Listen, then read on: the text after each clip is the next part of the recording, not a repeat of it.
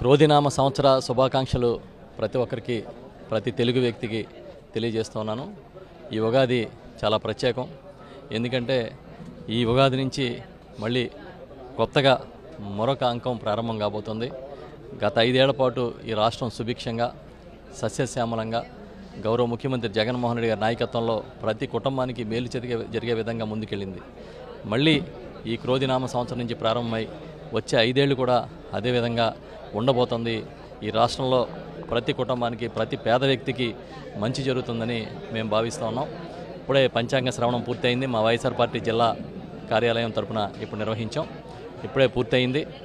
వారందరూ కూడా చెప్తున్నారు, సిద్ధాంతులు, పండితులంతా తప్పకుండా మళ్ళీ జగన్మోహన్ రెడ్డి గారు అధికారంలోకి వస్తారు, మళ్ళీ ఇదే ఒరవడి కొనసాగుతుందని అటు శాస్త్ర ప్రకారం కూడా వారు తెలియజేయడం సంతోషంగా ఉంది.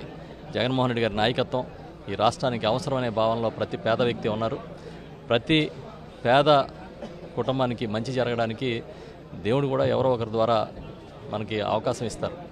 ఇవాళ మన ముఖ్యమంత్రి గారు దాదాపుగా 90% మంది జనాభాకి ఏదో రూపేణ మంచి చేయగలిగారు అంటే కేవలం అది ఆ భగవంతుడి దయ. తప్పకుండా భవిష్యత్తు ఇంకా బాగుంటుందని నమ్ముతూ రాబోయే ఎన్నికల్లో వైఎస్ఆర్ పార్టీ ఘన విజయం సాధిస్తుంది. స్థానికంగా శాసనసభ్యుడిగా నేను, ఎంపీగా చలమశెట్టి సునీల్ గారు కూడా ఖచ్చితంగా విజయం సాధిస్తాం.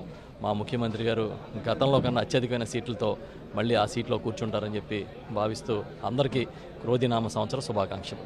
ఇవాళ ఈ కార్యక్రమంలో మాతో పాటు మా నాయకులందరూ పాల్గొన్నారు, కార్యకర్తలు పాల్గొన్నారు, ప్రజాప్రతినిధులు పాల్గొన్నారు. అందరికీ కూడా మనస్ఫూర్తిగా శుభాకాంక్షలు తెలియజేస్తూ ఉన్నాను.